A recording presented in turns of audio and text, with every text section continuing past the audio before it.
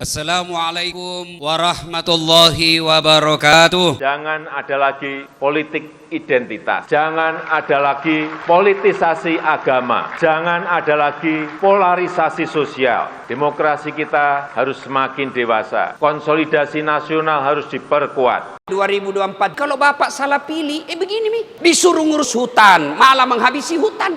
Disuruh ngurus laut, malah jadi bajak laut. Tapi kalau ceramah orang begini dibilang radikal. Amar ma'ruf nahi mungkar. Mana kalau Muhammad kita sogok perempuan, bilang yang lain. Dah setuju. Kenapa? Muhammad bukan pejabat Indonesia. Kasih perempuan hijau matanya. Kalau kan begitu, di mana itu Indonesia? Kita tahu di Indonesia. Kita tahu dah ada pejabat begitu. Ada. Tahu salah, kenapa kau pilih? Pilih sendiri kau pemimpinmu. Sekarang kau diberi kebebasan pilih pemimpinmu. Pilih kau bupatimu, pilih wali kotamu, pilih gubernurmu, pilih wakilnya. Tapi karena kau disogok, mana orang jahat kau pilih juga. Jangan ketawa, serius orang ini. Yang nggak boleh adalah mempolitisasi politik identitas. Itu yang nggak boleh. Menganggap bahwa politik identitas itu adalah Muslim, itu kan bahaya. Lu fakta antropologinya, fakta sosiologisnya, bangsa ini adalah Islam. Orang Islam harus berpolitik supaya ruang-ruang politik ini tidak menjauh dari maqasidus syariah. Kita bermohon semoga rahmat Allah senantiasa dicurahkan dan melahirkan keberkahan-keberkahan terbaik yang diridhai Allah Subhanahu wa taala. Komen, like, and share. Like, subscribe, share, and comment. Yang manis namanya Mas Anies, yang tegar namanya Mas Ganjar, legowo pasti Pak Prabowo. Jangan lupa bangga sama Erlangga. Itulah kandidat capres kita. Hasil survei A, B, C, D, E, F, G. Semua belum tentu bisa berlaga. Kita tunggu Jokowi dukung siapa? Ayo semuanya.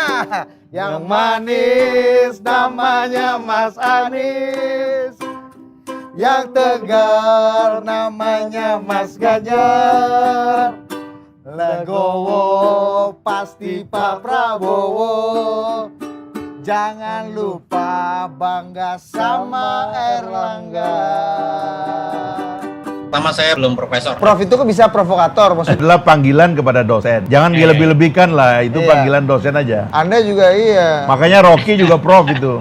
Pak hal yang disampaikan oleh Muni dan juga Bung Fahri Hamzah. Yang pertama soal sirkulasi elit. Saya tuh agak kurang setuju kalau demokrasi itu adalah sirkulasi elit. Kalau sirkulasi itu kayak air condition. Keluar masuk aja, nggak berganti udaranya. Jadi saya kira kalau kita menganggap demokrasi sirkulasi elit, itu artinya adalah bahwa kita mengamini kemungkinan besar elitnya tidak berubah. Dan ini yang sebetulnya yang tadi disampaikan oleh Pak Hamzah, bahwa yang harus kita pastikan memang ada pergantian demokrasi itu alat untuk pergantian kekuasaan secara damai dan beradab. Saya definisi paling simpelnya sebetulnya. Karena kalau tidak ada demokrasi, maka mungkin tidak ada pergantian kekuasaan secara beradab. Atau kemudian bisa terjadi pemerintahan yang terlalu lama berjalan, sehingga dia menunggu waktu zaman berubah, kemudian pemimpinnya berubah. Karena hal-hal yang sudah pernah kita alami, baik di masa Orde Lama dan juga di masa Orde Baru. Karena itu demokrasi itu kita perlukan justru karena pengalaman-pengalaman kita memperlihatkan bahwa pergantian kekuasaan kita itu sebelum ada demokrasi tidak terjadi secara alamiah. Dan saya kira ini hal pertama yang ingin saya sampaikan. Yang kedua, kenapa kita perlu demokrasi? Kalau kita melihatnya dari saya, demokrasi itu bukan cuma soal politik saya, tetapi ada aspek lain yang menurut saya penting hari ini kita bicarakan, adalah bahwa karena resources kita terbatas, ya kan? Sumber daya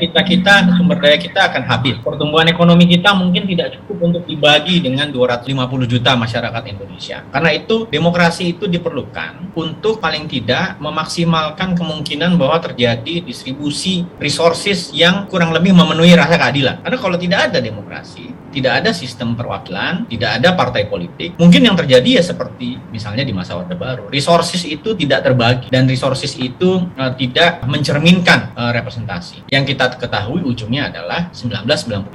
Nah, karena itu mudah-mudahan Bung Muni Muni tidak lupa, belum lama 98 ini. 24 tahun yang lalu. 24 tahun yang lalu. Baru 24 tahun yang lalu. Alasan-alasan kenapa kita memerlukan. Misalnya pemilu yang terus-menerus kita lakukan dan juga proses-proses demokratis yang kita lakukan untuk menjamin bahwa di tengah bangsa kita yang sangat majemuk ini, distribusi soal resources yang terbatas ini bisa kita lakukan dengan cara yang adil dan beradab kira-kira. Mungkin itu komentar awal saya. Gini, bukan saya maksud demokrasi itu sirkulasi elit, bahwa salah satu produk dari sirkulasi elit dalam negara demokrasi itu ya lewat pemilu yang tertata, terjadwal dan berlangsung dengan baik tanpa menimbulkan sesuatu masalah. Jadi sirkulasi itu bagian gitu loh. Karena dalam demokrasi itu periodisasi, tata cara, pemilihan, perwakilan, itu kan semua diatur dengan baik gitu loh. Termasuk walaupun misalnya siapa yang boleh terpilih, apalagi ada isu-isu baru yang mengemuka dalam 20 tahun terakhir soal gender misalnya, kesetaraan gender, kuota 30% perempuan masuk, itu kan bagian dari kematangan dan pertumbuhan demokrasi itu sendiri gitu loh. Jadi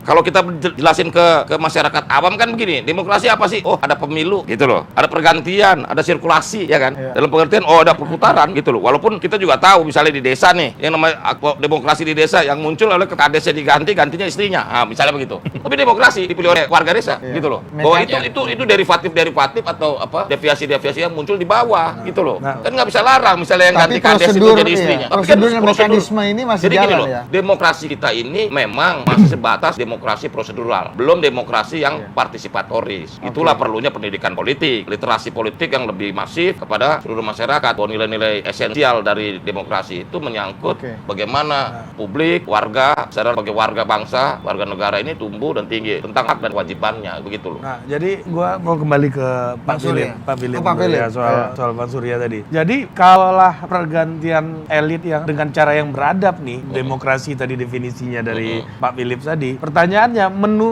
kehendak menunda pemilu itu sesuatu yang beradab apa enggak gitu, seperti halnya yang disampaikan oleh Pak Surya Paloh gitu. Dan sesuai judul kita juga, ini apakah kehendak elit atau kehendak rakyat? Gitu. Coba Pak Philip nih dari Cimanggis. Begini, Prof. Ari dan Prof. Didit, provokator Ari dan provokator Didit, paling tidak ada yang kita pegang adalah statement verbal Pak Jokowi, karena itu kan menyangkut Presiden Jokowi, dan statement verbalnya adalah tidak menghendaki perpanjangan atau penundaan pemilu. Jadi hari ini yang kita pegang adalah statement verbal dari politisi tertinggi Presiden Pak Jokowi, sehingga menurut saya itu sebetulnya udah selesai masalahnya, kecuali Prof. Ari dan Prof. Didit menaik-naikannya terus untuk memperlihatkan bahwa ini Pak Surya. Yang pertama, yang kedua begini, sebetulnya kenapa elit atau partai politik ini melihat demikian? Saya kira ada kesalahan masyarakat juga. Masyarakat ternyata hari ini kita ini belum bisa mengelola konflik secara baik ya. Dan mungkin ini juga sebab-sebab karena misalnya justru ketika tidak ada pemilu di masa Orde Baru misalnya selama 32 tahun, masyarakat kehilangan daya untuk mengelola perbedaan. Sehingga ketika terjadi perbedaan sedikit, maka yang terjadi adalah apa yang sekarang disebut oleh banyak orang itu sebagai perpecahan. Karena menurut saya kita kehilangan daya kemasyarakatan kita untuk mengelola perbedaan-perbedaan kita. Latihannya kurang gitu ya. Selama ini latihannya kurang gitu atau tidak? Selama Orde Baru kita konflik, kalau kita ingat selama Orde Baru nggak pernah ada konflik. SARA itu begitu ada isu sedikit yang turun Babinsa, Koramil, polisi. Jadi masyarakat kehilangan daya mengelola perbedaan. Karena ketika ada perbedaan sedikit itu ditaruh di bawah karpet atau diredam sedemikian rupa oleh aparatur negara. Dan sebetulnya di masa demokrasi dia muncul karena negara tidak lagi seperti di masa otoritarian sebelumnya. Dan hari ini menurut saya justru tugas kita untuk mengelola perbedaan itu tugas masyarakat, dan juga kalau partai politik adalah representasi masyarakat, seharusnya yang terjadi adalah menurut saya partai politik mendorong pemilu. Di sisi yang lain juga secara yang tadi disampaikan oleh Muni, partai politik itu harus secara masif melakukan pendidikan politik kepada masyarakat bahwa mengelola perbedaan itu adalah bagian yang paling penting juga dalam demokrasi. Jadi bukan menghilangkan mekanismenya untuk menghilangkan perbedaannya, justru kita harus terus-menerus diasah. Dan ini saya kira PR-nya Bung Muni, Bung Fahri Hamzah, Bung provokator Prof. Adit, Prof. Ari dan Prof. Budi gitu. Karena yang harus kita dorong adalah bagaimana kita bisa mengelola perbedaan. Karena saya kebetulan diberi tugas sebagai Wamendes ya. Mantap. Memang. Gini loh, di desa itu begitu pilkades itu lukanya dalam. Oh gitu. Di masyarakat itu bisa 8 tahun baru selesai itu konflik. Maka enggak contoh. Cuman kalau yang mutlak nggak ada masalah. Berarti itu perpecahan di ya di daerah ada. Desa. Ada dinamika yang luar biasa gitu loh. Jadi musuh Kades tuh sampai lama. Makanya Pak Kades-Kades ini lagi ngusulin jangan 6 kali 3. Kan dia 6 tahun kali bisa 3 periode gitu loh. 3 periode jangan kenceng-kenceng ya kan.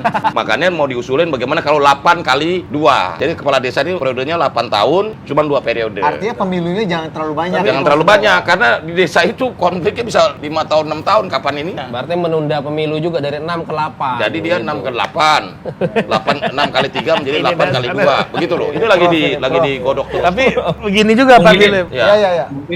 Menurut saya begini, soal demokrasi yang adanya di akar rumput ya.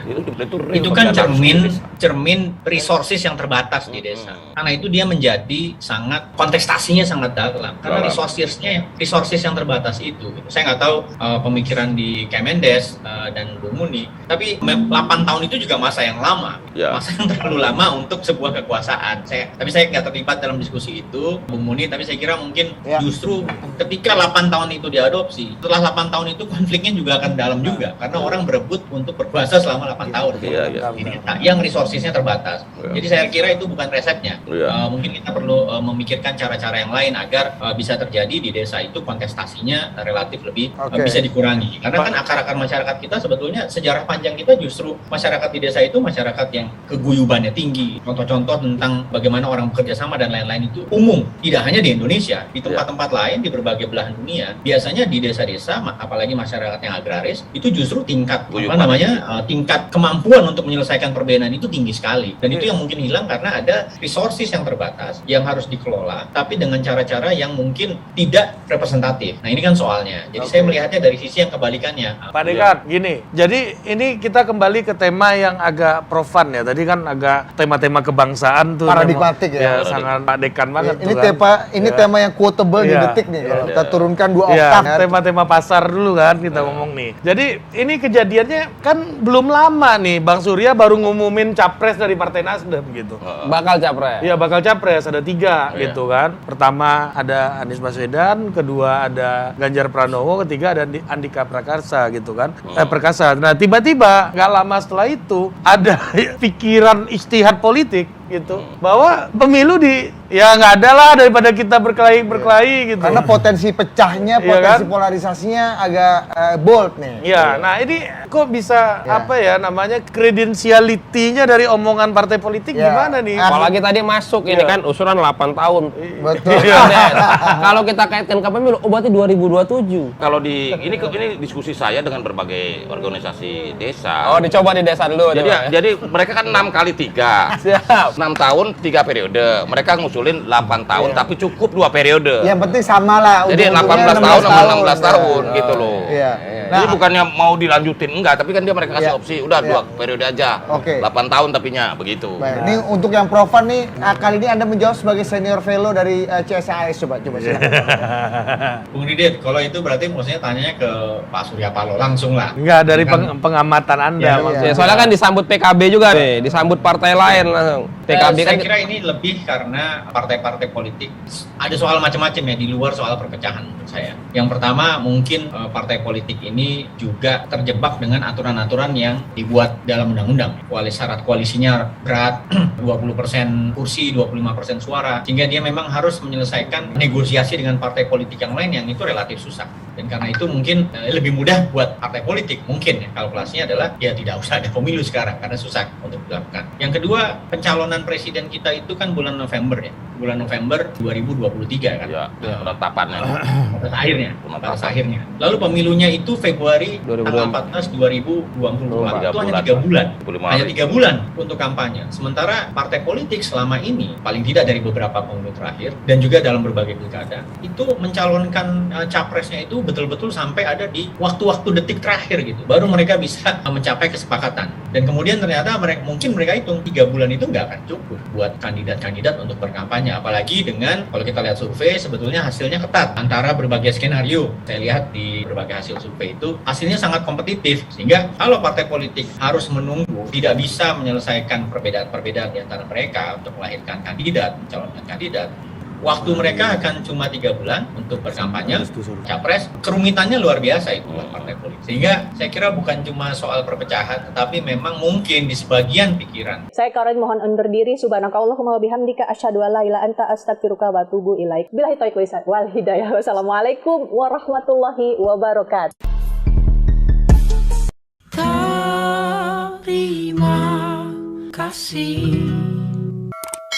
Terima kasih. Wassalamualaikum warahmatullahi wabarakatuh.